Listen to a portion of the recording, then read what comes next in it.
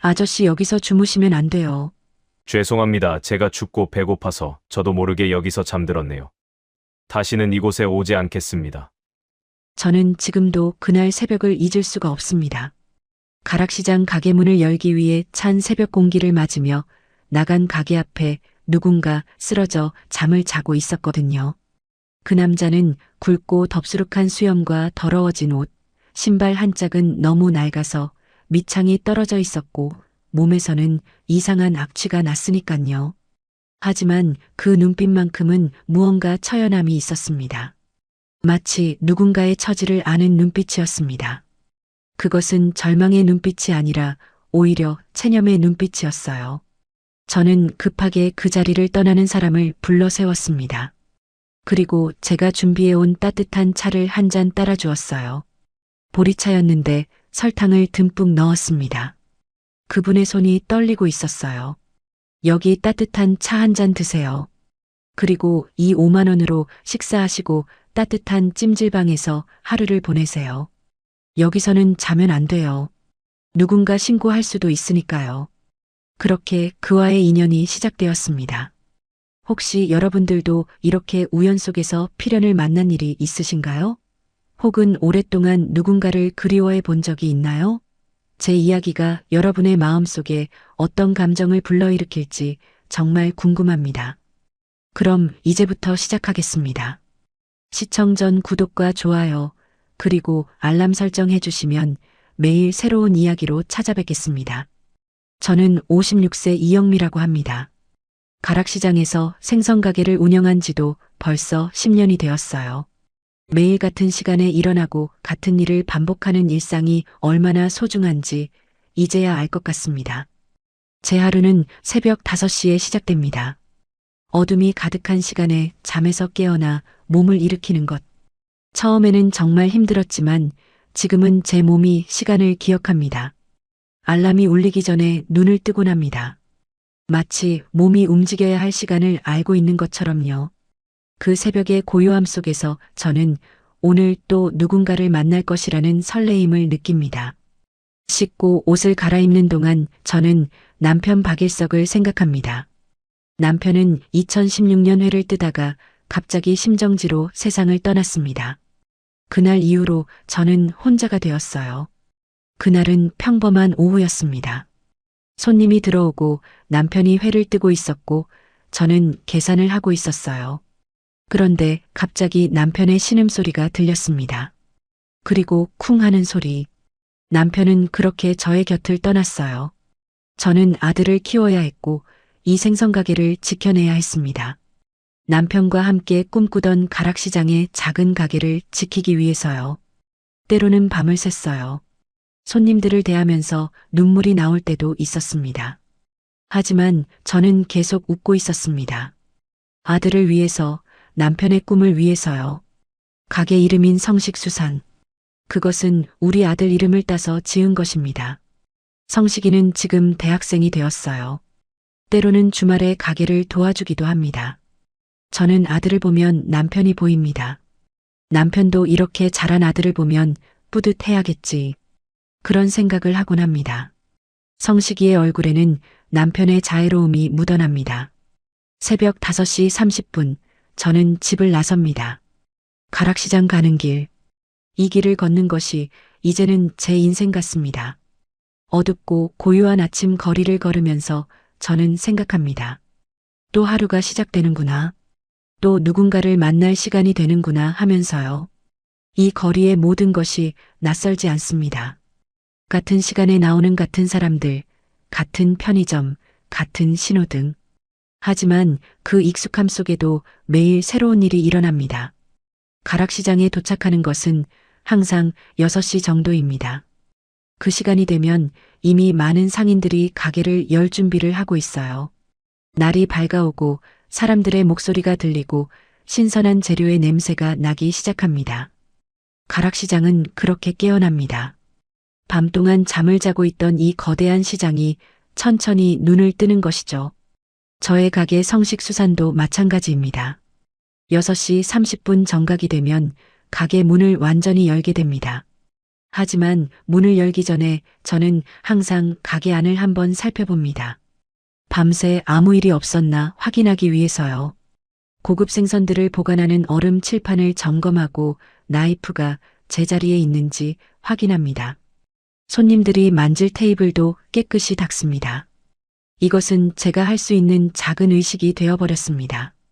매일매일의 작은 의식이 모여서 일상을 만들고 그 일상이 모여서 인생을 만든다고 생각해요. 남편이 떠난 후 저는 이 의식을 더욱 철저히 하게 되었습니다. 마치 남편이 옆에 있어서 함께 점검하는 것처럼요. 가게 앞에 선반을 정렬할 때쯤이면 해가 떠오릅니다. 우럭, 광어, 도미 같은 고급 생선들을 예쁘게 배열합니다. 얼음을 담은 박스에 신선함을 최대한 유지하기 위해 온도를 체크합니다. 생선 한 마리 한 마리가 누군가의 밥상에 올라가야 한다는 생각으로 정성스럽게 정렬합니다. 때로는 한 마리 한 마리가 누군가의 가족 식사 중심이 될 것이라는 생각이 들곤 합니다. 가게가 정리되면 손님들이 들어오기 시작합니다. 할머니, 할아버지들부터 젊은 사업가들까지 다양한 사람들이 옵니다. 식당 주인들도 오고 일반 가정주부들도 옵니다. 9년을 이 자리에서 보내면서 저는 정말 많은 얼굴들을 봤습니다. 많은 사람들의 인생 한 조각을 지켜봤어요. 누군가의 어머니이자 아내인 여자들, 누군가의 아버지인 남자들, 누군가의 부모님인 노인들. 하지만 그 많은 만남 속에서도 저는 누군가를 찾고 있었습니다. 제 오빠 이창진을 말이에요. 51년 전 그날 이후로 저는 오빠의 얼굴을 기억하지 못합니다. 너무 어렸으니까요. 하지만 오빠가 제게 주었던 목걸이는 기억합니다. 그것이 제가 유일하게 가지고 있는 오빠의 기억이었어요. 때로는 그 목걸이를 만지면서 생각했습니다. 오빠는 지금 어디서 뭘 하고 있을까? 오빠는 행복할까? 오빠도 나를 기억할까? 가게에서의 하루는 반복입니다. 하지만 그 반복 속에서 저는 누군가를 만납니다. 그리고 어쩌면 그 누군가 중에 제 오빠가 있을 수도 있다는 생각을 하곤 했습니다. 가락시장의 수많은 골목을 지나는 사람들 중에 말이에요. 그것은 희망이자 절망이었습니다. 희망이 있기 때문에 매일 일어날 수 있었고 절망이 있기 때문에 때로는 밤이 무거웠습니다. 그렇게 또 하루가 저물어 갑니다.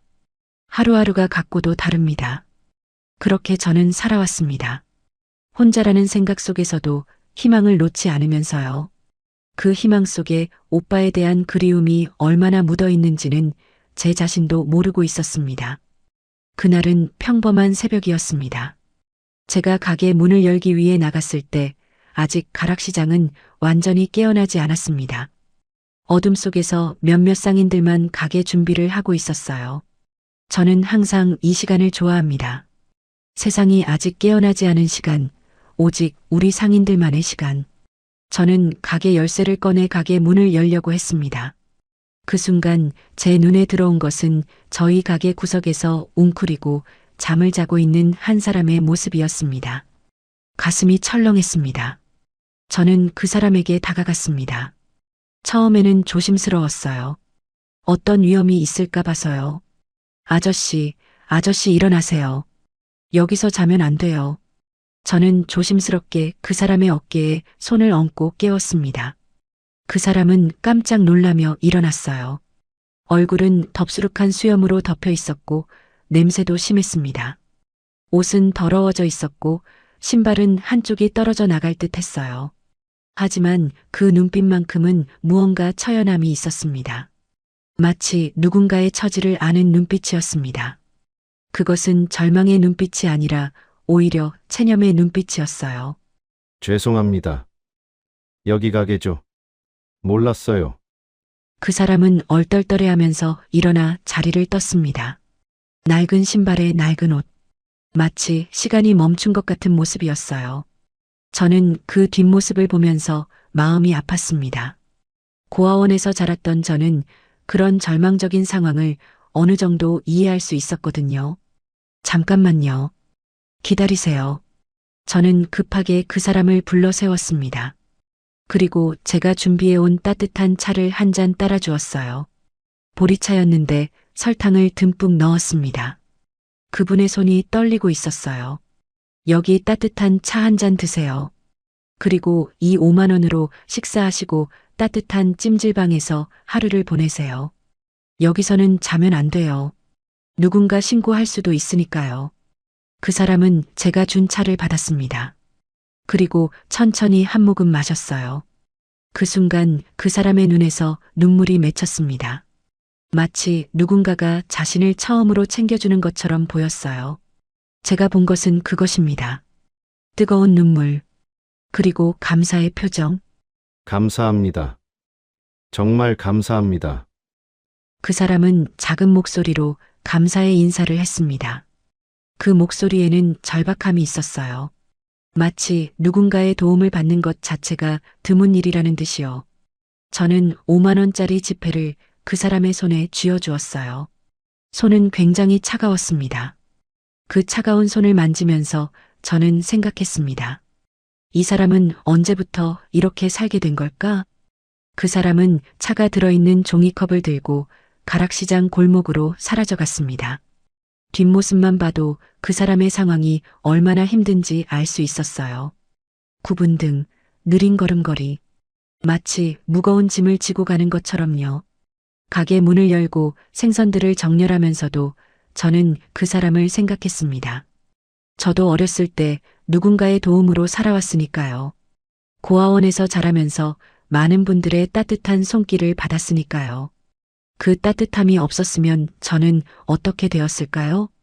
그 생각 속에 빠져 있을 때 손님들이 들어오기 시작했습니다. 아침이 되었어요. 일상은 계속 흘러갔어요. 그 사람이 왔던 새벽은 제 기억 속에서 천천히 사라져갔습니다. 하지만 완전히 잊혀지지는 않았습니다. 그 사람의 눈물이 계속 마음속에 남아 있었어요. 며칠이 지났습니다. 저는 그 사람을 잊어버렸어요. 많은 손님들을 만나다 보니 어쩌면 그것이 자연스러운 일이었어요. 일시적인 도움, 한 번의 인연, 때로는 그렇게 끝나는 만남들도 있는 것입니다. 하지만 인생의 모든 만남이 우연은 아닙니다. 어떤 만남은 필연입니다. 가락시장에서는 그 누구도 같은 존재가 없습니다. 옆 가게들은 모두 다릅니다. 옆 가게 사장의 성격도 다르고 손님들도 다릅니다. 그렇게 다른 사람들이 모여서 가락시장을 이루고 있었어요. 이 시장은 사람들의 이야기로 가득 찬 곳입니다. 그렇게 며칠이 지난 어느 새벽이었습니다. 저는 가게 문을 열기 위해 가락시장에 도착했어요. 평소처럼 가게 준비를 하려던 찰나 옆 가게에서 높은 목소리가 들렸습니다. 큰 소리였어요. 이렇게 이른 아침에 큰 소리가 들린다는 것이 이상했습니다. 이 자리에서 자면 안 된다니까. 왜 자꾸 여기 와서 자냐고. 옆 가게 사장인 철수 씨의 목소리였습니다. 철수 씨는 평소에 착하고 온순한 사람이었는데 이렇게 큰 목소리를 내는 것이 드물었습니다. 저는 무슨 일이 있나 싶어서 옆 가게로 가보았어요. 옆 가게의 철수 씨는 이미 10년을 그 자리에서 일했습니다. 착하기로 유명한 사람이었어요. 무슨 일이에요, 철수 씨? 그렇게 제가 다가가니 옆 가게 앞 벤치에서 잠을 자고 있는 노숙인이 보였습니다. 그분은 제가 며칠 전에 도와준 그 사람이었어요. 다시 여기서 잠을 자고 있었던 것입니다. 마치 이곳이 그의 집인 양. 제 가슴이 철렁했습니다. 이 아저씨가 또 여기서 자고 있었어. 지난번에도 여기서 잤는데 오늘 또 여기 와서 자고 있잖아. 오지 말래도 자꾸 오니까. 철수 씨는 한숨을 쉬면서 말했습니다. 그 모습을 보니 정말 안타까웠어요. 제가 도와준 사람이 또 문제가 되고 있었거든요. 철수 씨가 이해도 되지만 동시에 제 마음도 아팠습니다. 그 사람이 갈 곳이 없다는 의미였거든요. 내가 데려갈게. 저는 그 노숙인을 일으켰습니다. 그리고 그를 제 가게로 불러들였어요. 옆 가게 철수 씨가 고마워하는 모습을 봤습니다. 다행히 상황이 잘 해결된 것 같았어요. 저는 그 사람에게 물었습니다. 이번에는 더 차분하게 말을 하고 싶었습니다. 아저씨, 꼭 여기서 주무셔야 돼요? 다른 데 갈 데는 없고요? 그 사람은 고개를 끄덕였어요. 그리고 한참을 말없이 앉아 있었습니다. 제 마음은 점점 더 무거워졌습니다. 그럼 일단 밥부터 먹어요. 저와 함께요. 저는 가게 뒤에 있는 작은 공간에 그를 앉혔습니다. 제가 준비해온 주먹밥과 국을 그에게 주었어요. 그 사람은 정말 열심히 먹었습니다. 마치 얼마나 배고팠는지 알 수 있을 정도로요. 제 눈에 눈물이 맺혔습니다. 아저씨, 혹시 서울 사람이 아니세요? 저는 그 사람과 대화를 나누려고 했습니다. 알고 싶었어요. 이 사람이 누구인지, 어떻게 이렇게 되었는지. 네. 저는 부산 사람이었어요. 부산에서 배를 타다가 서울에 온 사람이에요. 부산에서 배를요? 네. 긴 이야기인데 그 사람은 밥을 먹으면서 이야기를 시작했습니다. 부산에서 배를 탔고 결혼도 했다고 했어요. 그리고 이혼을 했다고 했습니다. 그 이후로 술을 많이 마셨다고 했어요. 절망 속에서 술에 의지했던 것 같았습니다. 3년 전에 서울에 올라와서 서울역에서 노숙을 하다가 최근에 가락시장에서 노숙을 하게 되었다고 했습니다. 그렇게 이야기하던 중 저는 그 사람의 목에 무언가가 걸려 있는 것을 발견했습니다. 목걸이였어요. 은빛이 나는 작은 목걸이. 제 호흡이 멈췄습니다. 아저씨, 그 목걸이는 뭐예요? 저는 그것을 발견한 순간 심장이 철렁 내려앉았습니다. 그 목걸이는 제가 가지고 있는 목걸이와 똑같았거든요. 작은 은 목걸이.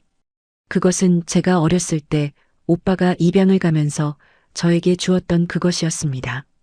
51년을 가지고 있었던 그 목걸이. 제 손이 떨렸습니다. 나도 모르게 떨렸습니다. 저는 목도리 아래에 하고 있던 제 목걸이를 꺼냈어요. 그리고 그 사람의 목걸이와 비교했습니다. 완전히 같았어요. 똑같은 모양, 똑같은 크기, 모든 것이 같았습니다. 하지만 이건 불가능한 일 같아 보였습니다. 오빠를 51년 만에 만나다니. 이게 정말 꿈이 아니라 현실일까요? 이거 어디서 나셨어요? 제 목소리가 떨렸어요. 제 손도 떨렸습니다. 가슴이 철렁철렁 내려앉고 있었어요. 이건 제 부모님께 받은 거예요. 어렸을 때 말이에요. 그래서 지금까지 항상 이것을 차고 있었어요. 제가 입양 갈 때 똑같은 목걸이를 여동생에게 걸어 주었는데 그 말을 듣는 순간 저는 눈앞이 어두워졌습니다. 입양. 그 단어가 제 가슴을 때렸습니다. 51년 전 그날, 추운 겨울 고아원 입구에서 오빠가 양부모에게 인수인계되던 그날, 그 이후로 한 번도 만나지 못했던 그 오빠, 혹시 아저씨 이름이 이창진이에요? 제 목소리는 거의 울음이 되고 있었어요. 이것이 정말 꿈이 아닌 현실일까요? 그 말을 듣는 순간 그 사람이 먹던 밥을 내려놓았습니다. 그리고 천천히 제 얼굴을 봤어요. 마치 어떤 기억이 떠오르는 것 같은 표정이었습니다. 수염 아래 숨겨진 얼굴이 점점 창백해져 가는 것이 보였어요. 손도 떨리고 있었습니다. 네. 제 이름이 이창진인데요. 어떻게 아셨어요? 그 사람의 목소리도 떨렸습니다. 50년이 넘게 묻어둔 기억이 깨어나는 순간이었어요. 51년 전 그날 우리는 헤어졌습니다. 오빠는 누군가에게 입양을 가고 저는 고아원에 남게 되었어요. 그 이후로 우리는 만나지 못했습니다. 저는 이영미예요. 혹시 당신의 동생인 이영미를 기억하세요? 제 목소리는 이제 눈물로 가득 찼습니다. 내 동생 이영미. 맞아. 내 여동생 이름이 영미였어. 그 사람의 목소리는 더욱 떨렸습니다. 마치 51년 동안 닫혀있던 문이 갑자기 열리는 듯 했어요. 오빠가, 정말 오빠 맞아요? 저는 눈물을 흘리고 있었습니다. 51년을 기다렸어요. 이 순간을 기다렸어요. 비록 제 얼굴은 오빠가 기억하지 못할지라도 이 목걸이는 우리를 연결해 주었습니다. 하늘이 우리를 다시 만나게 해준 것 같았습니다. 영미, 정말 너야? 이렇게 만나다니. 오빠도 눈물을 흘리고 있었어요. 51년을 살면서 저를 찾으려고 노력은 했을까요? 아니면 이미 체념했을까요? 그 모든 것이 이 순간 중요하지 않았습니다. 우리는 만났습니다. 51년이라는 긴 시간을 건너뛰고 다시 만났어요. 오빠는 목걸이를 만지고 또 만졌습니다. 그리고 제 목걸이도 만져봤어요. 완전히 같은 목걸이. 우리를 연결하는 유일한 증거였습니다. 그것은 단순한 액세서리가 아니라 우리의 약속이었습니다. 어렸을 때 우리가 한 약속. 절대 잊지 말자는 약속이 담겨 있었어요. 엄마가 나한테 이걸 준 거야? 제가 오빠에게 물었습니다. 아니야. 엄마가 아니라 나였어. 내가 입양을 갈 때 하나는 내 목에 걸고 하나는 내 목에 걸어줬어. 엄마 아빠는 그때 없었어. 우리 엄마 아빠는 내가 5살이 됐을 때 교통사고로 떠났으니까. 오빠가 저에게 설명했습니다. 오빠도 어렸지만 분명히 기억하는 그 순간을 말이에요. 오빠가 슬픈 표정으로 저를 바라봤어요. 그 눈빛에는 51년의 시간이 모두 담겨 있었습니다. 그래서 넌 날 찾으려고 했어? 이 목걸이로? 오빠가 목걸이를 들어올리며 물었습니다. 그 질문에는 감사도 있고 안타까움도 있었어요. 맞아. 난 오빠를 절대 포기하지 않았어. 이 목걸이가 있는 한 오빠가 어디 있든 어떤 상태든 나는 오빠를 찾을 수 있다고 다짐했어. 매일 가락시장에서 사람들을 만날 때마다 혹시 오빠일 수도 있다고 생각했어. 그리고 그날이 왔어. 오늘 그날이 왔어. 저는 오빠의 손을 잡았습니다. 거칠고 마르고 차가운 손이었어요. 50년이 넘게 고생한 손이었습니다. 하지만 그 손을 잡는 것만으로도 제 마음은 가득 찬 것처럼 느껴졌습니다. 이 손이 바로 제 오빠의 손입니다. 51년 만에 만난 제 오빠의 손이었어요. 오빠, 이제 오빠는 나와 함께 있어. 다시는 혼자가 아니야.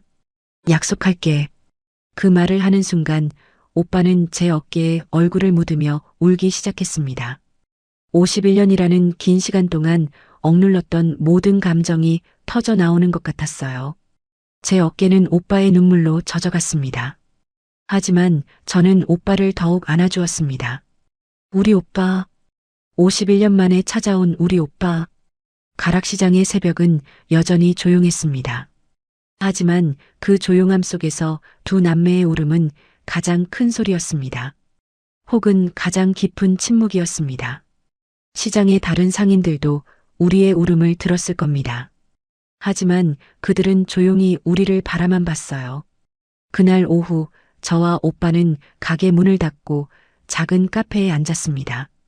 우리는 51년의 시간을 이야기해야 했으니까요. 우리의 마음처럼 바깥에는 세찬 비가 오고 있었어요. 오빠는 제 얼굴을 계속 바라봤습니다. 마치 제 얼굴에 뭔가가 적혀 있는 것처럼요. 마치 51년 동안 놓친 시간을 바라보며 보충하려는 듯이요. 오빠가 51년을 어떻게 지냈는지를 듣는 것은 정말 힘들었습니다. 오빠는 입양을 가서 양부모에게 학대를 받았대요. 9살이 된 어린 나이에 이미 오빠는 고통을 겪고 있었던 것입니다. 그리고 그 고통은 나이가 들어갈수록 더 깊어졌다고 했습니다. 오빠의 얼굴은 과거를 이야기할 때마다 일그러져 갔습니다. 양부모는 좋은 사람들이 아니었다고 했어요. 오빠가 물건을 떨어뜨리기라도 하면 심하게 때렸다고 했습니다. 밤새도록 혼나기도 했어요. 오빠가 15살이 되었을 때 더 이상 견딜 수 없어 집을 나갔다고 했어요. 어린 나이에 혼자 집을 나가 부산의 한 항구로 가서 배를 타고 일했다고 했습니다. 그곳에서 오빠는 하루하루를 살아내는 것 자체가 목표가 되어버렸습니다. 부산에서 30년을 살면서 오빠는 누군가를 만났대요. 그리고 결혼을 했답니다. 아마도 그때가 오빠의 인생에서 가장 행복한 순간이었을지도 모릅니다. 누군가가 자신의 곁에 있다는 것. 그런 일상이 오빠에게 얼마나 소중했을까요? 하지만 그 행복도 오래가지 못했어요. 몇 년 뒤 오빠의 아내는 오빠를 떠났습니다. 이유는 오빠가 배를 타서 집에 자주 가지 못했기 때문이었어요. 오빠는 그 이후로 술을 마시기 시작했대요. 처음에는 가끔이었지만 시간이 갈수록 술은 오빠 삶의 전부가 되어버렸습니다. 알코올 중독이 되었어요. 오빠는 부산의 작은 방 한 구석에서 술과 싸우면서 살아갔다고 했습니다. 밤이면 취하고 아침이면 또 술을 마시는 그런 반복이 오빠의 일상이 된 거죠. 남은 건 절망뿐이었다고 했어요. 3년 전 오빠는 서울로 올라왔어요. 그것이 마지막 시도였을지도 모릅니다. 어쩌면 오빠는 이곳에서 누군가를 찾고 있었을지도 몰라요. 의식하지 못하면서도요. 저를 찾고 있었는지도 모릅니다. 제 오빠 이창진은 서울역 지하도에서 노숙을 시작했습니다. 그리고 최근 몇 달 동안 가락시장에서 노숙을 하게 되었어요. 저는 오빠가 부모님을 기억하나 싶어서 물었어요. 그러자 오빠의 눈이 깊어졌습니다. 마치 깊은 과거를 보는 것처럼요. 엄마 아빠는 어떤 분이셨어? 제가 물었어요. 그 질문 속에는 깊은 그리움이 담겨 있었습니다. 엄마 아빠는 내가 5살이 되던 해에 교통사고로 돌아가셨어. 두 분은 우리를 정말 사랑해 주셨어. 저는 오빠의 손을 꼭 잡았습니다. 오빠가 겪었을 고통을 조금이라도 이해할 수 있다면 그것으로도 충분했습니다. 우리는 모두 버려진 느낌으로 살아왔어요. 하지만 이제는 더 이상 버려진 것이 아닙니다. 우리는 만났고 이제 헤어져 있던 시간의 몇 배를 보상하며 살 수 있었어요. 오빠가 입양되고 저는 고아원에서 혼자 자랐고 오빠는 학대 속에서 자랐고 이혼과 알코올 중독으로 절망했습니다. 우리는 다른 길을 걸었어요. 서로를 모르면서 걸었던 길. 하지만 그 다른 길 끝에서 우리는 다시 만났습니다. 오빠, 이제 오빠는 나와 함께 있어. 다시는 혼자가 아니야. 약속할게. 저는 오빠에게 다시 한번 약속했습니다. 비록 51년이 늦었지만 이제 오빠와 나는 함께 할 것이라고요. 그날부터 오빠는 저의 집에 머물게 되었습니다. 처음에는 오빠가 어색해했어요. 따뜻한 집에서 자는 것이 오빠에게는 낯선 경험이었으니까요. 그 첫밤 오빠는 화장실에 자주 들어갔어요. 아마도 불안했을 겁니다. 이 모든 것이 꿈일 수도 있다는 생각에 말이에요. 하지만 매일 밤이 지날 때마다 오빠의 얼굴에는 평온함이 자리 잡기 시작했습니다. 마치 누군가가 자신을 환영한다는 것을 실감하면서 말이에요. 제가 오빠를 위해 준비한 침구류, 새로운 옷, 따뜻한 밥. 이 모든 것이 오빠에게 전하는 메시지는 명확했습니다. 당신은 여기서 환영받고 있습니다. 가장 먼저 오빠가 해야 할 일은 알코올 중독 치료였습니다. 저는 오빠를 병원에 데려갔어요. 의사 선생님은 오빠의 상태를 진찰하신 후 말씀하셨습니다. 약간의 긴장도 있었습니다. 과연 알코올 중독을 치료할 수 있을까 하는 생각에 말이에요. 오래된 알코올 중독입니다만 아직 늦지 않았다고 했습니다. 본인이 변하고 싶다는 의지가 있으면 충분히 회복할 수 있다고요. 그 말을 듣는 오빠의 눈에는 눈물이 맺혀 있었습니다.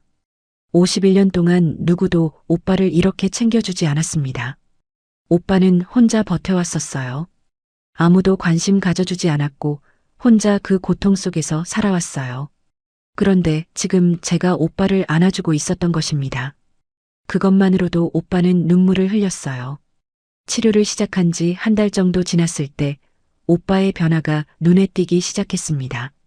아침에 일어나는 것이 힘들었던 오빠가 저보다 먼저 일어나기 시작했어요. 불안감 때문에 밤 늦게까지 잠들기 어려웠지만 점점 마음이 편해졌는지 밤에 일찍 잠들기 시작했어요. 그때부터 오빠는 일찍 잠들고 습관적으로 새벽을 맞이하고 있었습니다. 마치 새벽을 맞이하는 것 자체가 기쁨이 된 듯이요. 오빠, 혹시 가게에 나와서 나하고 같이 일해줄래? 저는 오빠에게 제안했습니다. 그것은 큰 결정이었어요. 하지만 저는 확신했습니다. 오빠에겐 일이 필요하다는 것을요. 내가? 나는 아무것도 할 줄 모르는데. 오빠가 말했어요. 그 말 속에는 자신감의 부족이 있었습니다. 51년이라는 시간이 오빠를 얼마나 깎아먹었는지 알 수 있었습니다. 오빠 괜찮아. 나도 처음부터 배웠어. 오빠도 할 수 있어. 나는 오빠를 믿어. 그리고 오빠는 배를 탔었잖아. 나보다 생선에 대해서 더 많이 알고 있지 않을까? 제가 웃으며 말했더니 오빠도 고개를 끄덕였어요. 그렇게 오빠는 저의 가게 성식수산에서 일을 시작했습니다. 처음에는 어색해했어요. 회 뜨는 방법도 몰랐고 손님들 앞에 나서는 것도 어색했습니다. 하지만 시간이 지나갈수록 오빠는 밝아졌어요. 빠르게 생선을 다루는 법을 배웠고 손님들과 대화하는 법도 배웠습니다. 무엇보다 오빠의 얼굴에 미소가 떠오르기 시작했어요. 가락시장의 상인들도 오빠를 받아주었습니다. 옆가게 철수 씨가 오빠에게 가장 먼저 인사를 했어요. 그 인사에는 축하의 마음이 담겨 있었습니다. 이창진 씨, 지난번에는 죄송했습니다. 제가 너무 심하게 했죠. 두 분이 우연히 다시 만났다고 들었는데 정말 축하드립니다. 철수 씨가 오빠에게 말했습니다. 그 말에서 진정한 미안함을 느낄 수 있었어요. 다른 상인들도 마찬가지였습니다. 모두들 오빠를 환영했어요. 마치 오빠가 처음부터 우리 가족이었던 것처럼요. 가락시장 상인들은 누구라도 다시 시작할 수 있다는 것을 알고 있었습니다. 그 시작을 응원하고 싶었던 거예요. 오빠와 저는 매일 가락시장을 걸었습니다. 새벽 5시 30분 집을 나서는 오빠의 모습은 더 이상 무너진 모습이 아니었습니다. 저의 보살핌을 받으면서 점점 바로 서는 모습이 되어가고 있었어요. 마치 오래 구부정했던 꽃이 다시 고개를 드는 것처럼요. 처음으로 오빠가 제 손을 잡은 것은 어떤 평범한 오후였습니다. 일을 마치고 가락시장의 골목을 걸으면서였어요. 영미야, 정말 고마워. 나를 포기하지 않아줘서. 정말 고마워. 오빠의 목소리는 작았어요. 하지만 그 작은 목소리 속에는 51년의 시간이 모두 담겨 있었습니다. 절망, 고독, 그리고 마지막 희망. 그 모든 것이 오빠의 작은 목소리에 담겨 있었어요. 오빠, 나도 고마워. 오빠가 내 앞에 나타나줘서, 이제 나도 혼자가 아니라는 걸 알게 해줘서. 저는 오빠의 손을 꼭 잡았습니다. 이번에는 영원히 놓지 않겠다는 다짐으로요. 가락시장의 골목은 이제 우리 두 남매의 길이 되었습니다. 51년 동안 떨어져 있었던 시간이 어찌 보면 우리를 더 단단하게 만들었을지도 몰라요.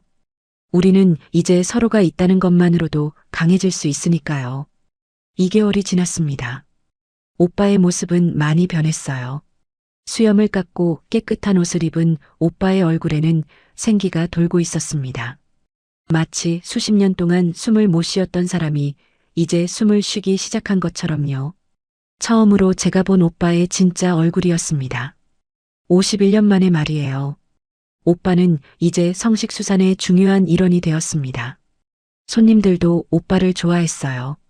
오빠가 회를 뜨는 모습을 보면서 많은 손님들이 말했습니다. 아저씨가 정말 회를 잘 뜨신다고요. 생선살 하나하나를 보물처럼 다루시는 것 같다고요. 그런 말들을 들을 때 오빠의 얼굴에는 미소가 떠올랐습니다. 누군가에게 필요한 사람이라는 느낌. 그것이 오빠의 인생에 얼마나 큰 의미가 되는지를 알 수 있었어요. 51년 동안 누구에게도 인정받지 못했던 오빠가 이제는 누군가에게 도움이 될 수 있다는 것. 그것만으로도 오빠는 변했습니다. 한 가지 놀라운 일도 있었습니다. 오빠가 제 아들 성식이를 만났을 때의 반응이었습니다. 성식이는 그 주말에 가게를 도와주러 왔었어요. 그리고 오빠를 보았습니다. 처음으로 자신의 외삼촌을 보게 된 것입니다. 엄마, 이분이 외삼촌이세요? 성식이가 물었습니다. 성식이 얼굴에는 호기심이 가득 차 있었어요. 그래, 이분이 나의 오빠야. 너의 외삼촌이지. 제가 말했을 때 성식이의 눈이 반짝였습니다. 성식이에게 외가 쪽 친척이 생긴 것이었어요. 성식이는 오빠에게 안겼습니다. 어색한 포옹이었지만 진정성이 있었어요. 우리는 오빠의 알코올 중독 치료가 잘 진행되고 있음을 의사 선생님을 통해 확인했습니다. 6개월이 지난 현재 오빠는 술을 완전히 끊고 있었습니다. 의사 선생님은 저에게 말씀하셨습니다. 놀라운 얼굴로 말이에요. 이것은 정말 기적에 가까운 회복이라고 하셨어요. 오래된 알코올 중독이 이렇게 빠르게 회복되는 일은 드물다고요. 가족의 사랑이 얼마나 큰 약효인지를 보여주는 것 같다고 하셨어요. 저는 그 말씀을 들으면서 눈물을 흘렸습니다. 오빠의 의지에 감사했어요. 그리고 오빠를 다시 만난 것에 대해 정말 감사했어요. 이렇게 다시 만날 수 있었고 서로를 필요로 하는 존재가 될 수 있었다는 것이요. 가락시장도 변하기 시작했습니다. 오빠의 이야기가 상인들 사이에 퍼져나갔어요. 51년 동안 헤어져 있던 남매가 목걸이로 인해 다시 만났다는 이야기 말이에요. 많은 상인들이 감정적으로 반응했습니다. 누군가는 눈물을 흘렸고 누군가는 우리에게 축하를 건네주었어요. 가락시장에서는 많은 변화가 생겼습니다. 노숙자를 돕는 모임이 생겼습니다. 매달 조금씩 모아 후원을 하기로 했어요. 노숙자들에게 무료로 식사를 제공하는 식당도 생겼어요. 혼자라고 생각했던 사람들이 조금 더 따뜻해졌습니다. 누군가를 도우려는 마음이 늘었습니다. 오빠와 저의 만남이 가락시장 공동체를 감싸면서 이곳을 더욱 따뜻한 장소로 만든 것 같습니다. 이것은 오빠와 저만의 이야기가 아니었어요. 가락시장 모두가 함께 만든 이야기였습니다. 오빠는 이제 저의 집을 자신의 집처럼 생각하고 있었습니다. 아침에 일어나는 것이 기쁘다고 했어요. 매일 새벽에 저와 함께 가락시장에 나갈 수 있다는 생각만으로도 오빠의 하루는 의미 있었습니다. 가게에서 손님들을 대면서 오빠는 점점 더 살아있다는 것을 느꼈어요. 어느 날 오빠가 저에게 물었습니다. 오후 일을 마치고 차를 마시면서였어요. 영미야, 혹시 부모님이 이 목걸이를 우리에게 준 이유가 이거였을까? 이 목걸이가 나를 찾는 길이 되라고. 오빠의 말을 듣는 순간 저도 그렇게 생각했습니다. 비록 부모님은 세상을 떠나셨지만 그들이 우리 남매를 다시 만날 수 있도록 선물해 주신 것이 이 목걸이였을지도 모릅니다. 오빠 아마 그럴 거야. 엄마 아빠는 오빠와 나를 계속 지켜보고 있었던 것 같아. 그리고 이렇게 다시 만나게 해주신 거야. 이 목걸이를 통해서 말이야. 저는 오빠의 손을 다시 잡았습니다. 이번에는 영원히 놓지 않겠다는 다짐으로요. 가락시장은 여전히 새벽부터 활기차게 움직이고 있습니다. 그 안에는 많은 사람들이 있습니다. 하지만 그 많은 사람들 중에서 성식수산의 이영미와 이창진은 특별한 존재가 되었습니다. 51년이 넘게 헤어져 있던 남매가 다시 만난 곳. 그곳이 바로 가락시장이니까요. 여러분, 이 이야기는 지금도 계속되고 있습니다. 오빠와 저는 매일 새벽 5시 30분에 집을 나섭니다. 그리고 가락시장으로 향합니다.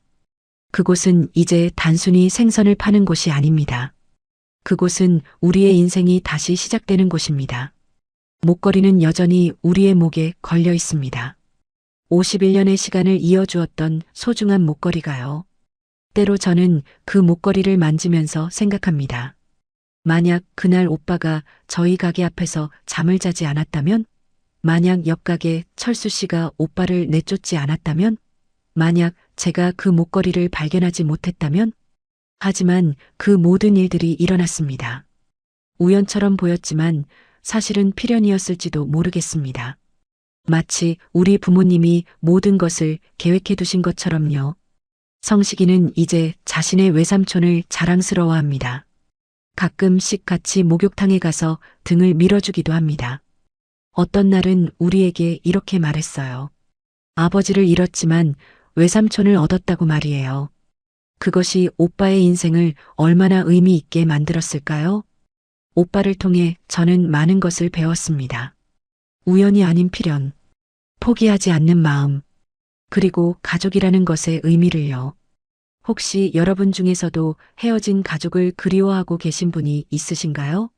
혹은 누군가를 도와야 하는데 용기가 나지 않으셨던 분이 있으신가요? 제 이야기가 여러분에게 희망을 주었으면 좋겠습니다. 우리 가족의 이야기는 가락시장에서 계속됩니다. 매일 새벽 오빠와 저는 가게 문을 열고 신선한 생선들을 정렬합니다. 그리고 손님들을 맞이합니다. 이 따뜻한 이야기가 더 많은 분들께 전해질 수 있도록 구독과 좋아요 부탁드립니다. 그리고 댓글로 여러분의 이야기도 들려주세요. 혹은 공감의 한마디만으로도 충분합니다. 정말 감사합니다. 다음에도 더 따뜻한 이야기로 찾아뵐게요.